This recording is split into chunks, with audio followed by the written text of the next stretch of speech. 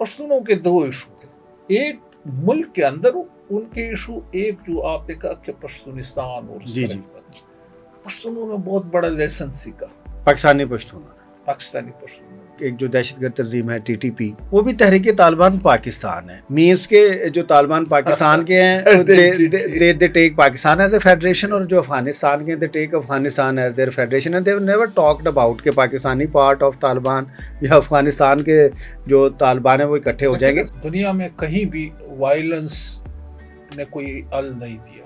किसी भी social federalism की बुनियादी बात यह है कि वो कल्चरली क्या एक दूसरे के साथ मैरिज करते हैं। अगर पश्तून और पंजाबी आपस में मैरिजेस करने लग गए तो अगर सोशल फेडरलिज्म आ गया तो फिर ऊपर उसके एडमिनिस्ट्रेटिव और स्टेट फेडरलिज्म तो आएगा। इंडिया को इकोनॉमी के बड़े इशू थे, मनमोहन सिंह जैसे शख्स को वो आगे ले आए, वो उनको इकोनॉमी को कहाँ ले गया।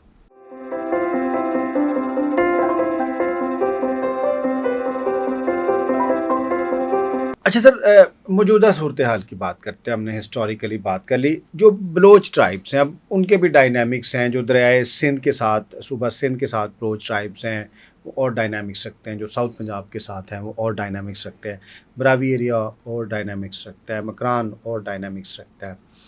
वैसे अभी तो ये खुशदार तुर्बत उधर बहुत ज़्यादा सीरियस इश्यूज़ हैं।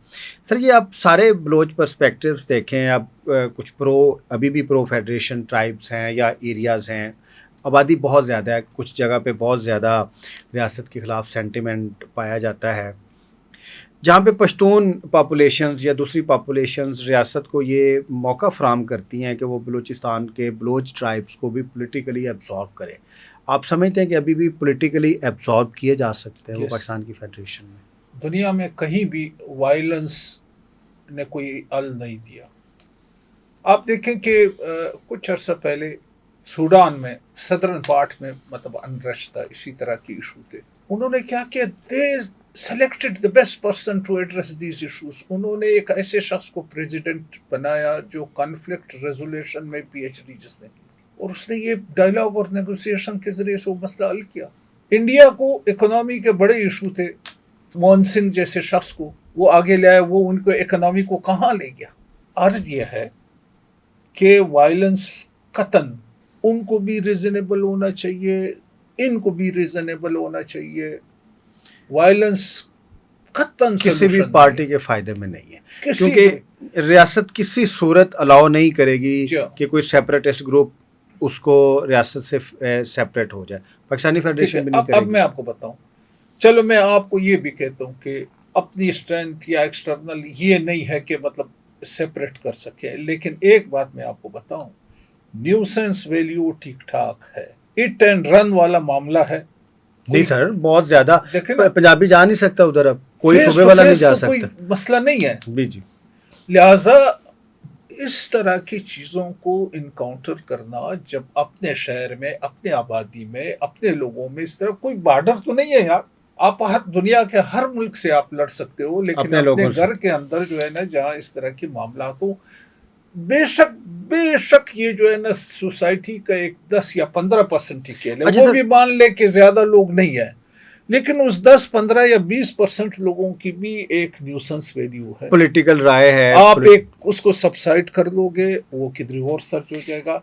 और इससे होगा क्या, अगर ये चीजें रही, ये बकाया लोगों की हमदर्दियाँ सारी उधर चली जाएगी। वही क्योंकि अब 7 मिलियन बलोच हैं, पश्तून भी। अभी हम बलोच की बात करते हैं, पाकिस्तान की फेडरेशन जहाँ की जिसकी आबादी 25 करोड़ है और बलोच सेपरेटेड हैं, स्कैटर्ड हैं पूरे पाकिस्तान के अंदर, 7 मिलियन लोगों को पॉलिटिकली एब्जॉर्ब करना कोई इतना मसला होना नहीं चाहिए। अब उनके अगर आप पॉलिटिकल मुतालबात देखेंगे, यहाँ पे पॉलिटिकल जो रिप्रेजेंटेशन है वो जेन्युइन होनी चाहिए, हमें पॉलिटिकल राइट्स मिलने चाहिए पार्लिमानी निज़ाम में, और जो कॉन्स्टिट्यूशन है वो इम्प्लीमेंट होना चाहिए। कॉन्स्टिट्यूशन में जो उनके फंडामेंटल ह्यूमन राइट्स हैं उनको इम्प्लीमेंट होना चाहिए, ड्यू प्रोसेसेस होने चाहिए, उनकी इकनॉमिक डेवलपमेंट होनी चाहिए, उनके इकनॉमिक होने चाहिए। अगर वो आप सारा उनके मुतालबात देखें तो एक लफ्ज़ आता है, फेडरलिज्म। चाहे उसका कल्चरल पार्ट है, चाहे सोशल पार्ट है, चाहे एडमिनिस्ट्रेटिव पार्ट है, चाहे उसका पॉलिटिकल पार्ट है, चाहे उसका फिस्कल पार्ट है, तो रियासत का कंसेंसस है पाकिस्तान के कॉन्स्टिट्यूशन पे, Pakistan shall be a federal Republic. तो फेडरलिज्म इम्प्लीमेंट करें, मसला हल होगा। आप मुझे बताएं, یہی بلوچ ہیں آپ کے ساتھ کیسے ایڈجسٹ ہو گئے پنجاب میں؟ سندھ میں سندھ میں کیسے ایڈجسٹ ہو گئے؟ اس کا مطلب یہ ہے کہ وہاں پہ مطلب اچھا ایک سافٹ ایک ماحول ایک ریلیشننگ بنی. اچھا سر اس میں نا ایک آپ بڑی یقین جانے کہ یہ ایڈریسیبل ہے. اچھا سر اس میں نا آپ کے ملک میں اب بھی بڑے وژنری لوگ اب بھی ہیں. اچھا سر اس میں نا ایک اور بڑا امپورٹنٹ پارٹ ہے کلچرل پارٹ. اب یہ پشتونستان کی بات ہوتی ہے یا پنجابیوں اور پشتونوں کی بات ہوتی ہے تو ان کی ایک ہسٹری بھی ہے, کانفلکٹ بھی ہے. اچھا یہ کلچرلی آپس میں بہت پشتون اور پنجابی اکٹھا ہوا ہے. ہم دیکھتے ہیں, ظاہر ہم نے اس کے اوپر ریسرچ بھی کی, ان کے انٹر میرجز بہت زیادہ ہیں, ان کے بزنسز اکٹھے ہیں. کسی بھی سوشل فیڈرلزم کی بنیادی بات یہ ہے کہ وہ کلچرلی کیا ایک دوسرے کے ساتھ میرج کرتے ہیں. اگر پشتون اور پنجابی آپس میں میرجز کرنے لگ گئے تو اگر سوشل فیڈرلزم آ گیا تو پھر اوپر اس کے ایڈمنسٹریٹو اور اسٹیٹ فیڈرلزم تو آئے گا. یہ بھی ایک ٹرینڈ ہے کہ سندھی اور پنجابیوں کی شادی بھی ہونے لگی ہے, سندھی اور پختونوں کی بھی شادی ہونے لگی ہے, اردو اسپیکنگ لوگوں کی بھی شادی ہونے لگی ہے جو کراچی اور حیدرآباد میں رہتے ہیں. بلوچ کا تھوڑا سا مشکل, تھوڑا سا اس لحاظ سے مشکل ہے کہ جو سوشل ہے اور جو کلچرل امیلگمیشن ہے فیڈرلزم کی وہ بھی نہیں ہوئی, لیکن ریاست اس کو سر کر سکتی ہے. سر اس کا حل پولیٹیشین کے پاس ہے کہ بیوروکریسی کے پاس ہے کہ اسٹیبلشمنٹ کے پاس ہے؟ اب اس ملک میں اور آپ جانتے ہیں کہ سول بیوروکریسی کی کیا اسٹرینتھ اور کتنی ورتھ ہے, پولیٹیشین کی کتنی ہے, اسٹیبلشمنٹ کی کتنی. معاملہ تو پولیٹیکل ڈائلاگ کا ہے. ہر کسی کا اپنا جاب اور مینڈیٹ ویل ڈیفائنڈ ہے. معاملہ پولیٹیشین کا ہے اور پولیٹیشین کی ڈسپنسیشن کو آنر کرنا پڑے گا سب کو. ہاں یہ مسئلہ پولیٹیشینز ہی حل کر اور سکتے ہیں جو آپ نے ریپرزینٹیٹیو ہیں. پشتونوں کے ایک بات کی, پشتونوں کے دو ایشو تھے.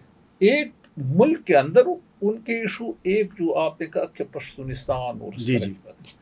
پشتونوں نے بہت بڑا لیسن سیکھا, پاکستانی پشتونوں نے. پاکستانی پشتونوں نے. انہوں نے دیکھا کہ یار جس چیز کے ہم پیچھے تھے, جس آئیڈیالوجی کے پیچھے تھے ہم, سرخ انقلاب کے جب ہم پیچھے تھے, کیا ہوا اس رشیا کا کیا ہوا, پھر افغانستان میں جو 40 سال کچھ تو خون ہوا وہ کیا.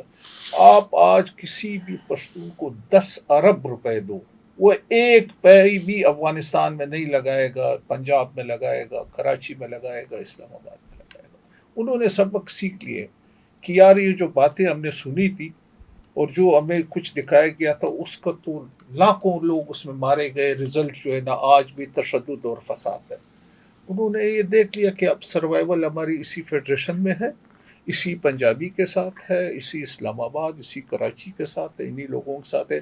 وہ والی باتیں چھوڑو, یہاں بے شک اپنے حقوق کی بات کرتے رہو, وہ والی باتیں جو تم سوچتے تھے اس کو سر ایون اب یہ بھی ایک کریٹیسزم ہے کہ ایک جو دہشت گرد تنظیم ہے ٹی ٹی پی, وہ بھی تحریک طالبان پاکستان ہے. مینس کے جو طالبان پاکستان کے ہیں they take Pakistan as a federation, اور جو افغانستان کے they take Afghanistan as their federation, and they have never talked about کہ پاکستانی پارٹ آف طالبان یا افغانستان کے جو طالبان ہیں وہ اکٹھے ہو جائیں گے. اس حد تک پشتونوں کے اندر یہاں کے پشتون یہ کلیم تو بدستور کرتے ہیں کہ بائریس ہم افغان ہیں, لیکن آپ مجھے آپشن یا کسی بھی پشتون کو دے دو, you want to stay at Lahore اور ایٹ کندھار.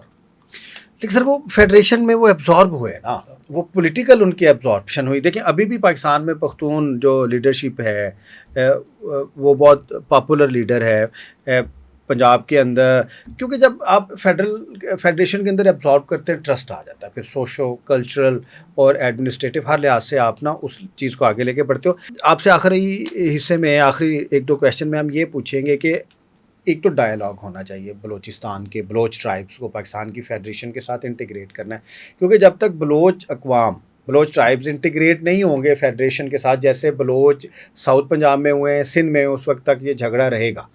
اس میں پہل بھی وفاقی حکومت کو, صوبائی حکومت کو, ہماری جو ایک طاقتور حلقے ان کو کرنی ہوگی. تو آپ کیا سمجھتے ہیں کہ آغاز کہاں سے کیا جائے؟ میں یہ سمجھتا ہوں کہ ایشو پولیٹیکل ہے, political dialogue by involving the top political leadership of the country, having the trust and confidence of the establishment. کہ اگر ٹاپ لیڈرشپ ڈائلاگ بھی کرے گی, کامیاب بھی کرے گی, اور پیچھے سے جو ہے نا اس کی انڈورسمنٹ نہیں ہوگی تو یہ بات آگے نہیں بڑھے گی. تو یہ پولیٹیکل ایشو ہے. پولیٹیکل ڈسپنسیشن از ریکوائرڈ اور پولیٹیکل لوگ ہی اس کو سمجھتے ہیں اور ایڈریس کریں گے. اور مجھے اللہ سے بڑی امید ہے. آپ یقین جانو یہ بلوچ جو ہے نا یہ بڑے ایسے نہیں کہ اگر کوئی مس امپریشن ہے، یہ بڑے لائل اور وفادار اور اچھے لوگ ہیں، بہادر لوگ ہیں. آپ ان پہ ہاتھ رکھیں، یقین جانیں ان کے معاملات ایڈریس کریں، شورٹی دیں، یہ مطلب مین اسٹریمنگ ان کی کریں، یہ انٹیگریٹ ہو جائیں گے. اچھا سر، باقی ہمارے دائیں بائیں ہمارے خطرات ہیں.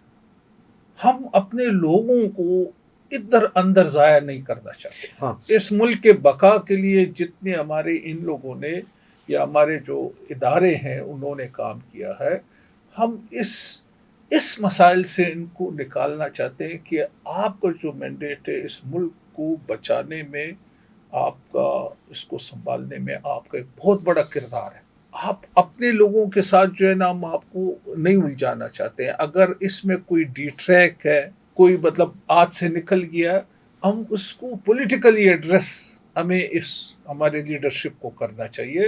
اور جن لوگوں کا ایک اور اپنا بہت ہی محترم مینڈیٹ ہے، ہم ان کو کیوں یہاں پہ اب کتنی افسوس کی بات ہے یار، کیسے برداشت کرے کہ مطلب 100 لوگ 50 لوگ، مطلب یار ایسے تو نہیں ہے، کوئی لاٹ میں تو نہیں ملتے ہیں. آخر ایک کیریئر ہے، ایک بنانا اس کو اس حد تک پہنچانا، اور وہ ہم آپس میں اندر میں گھر ہی میں ہم ضائع کر لیں.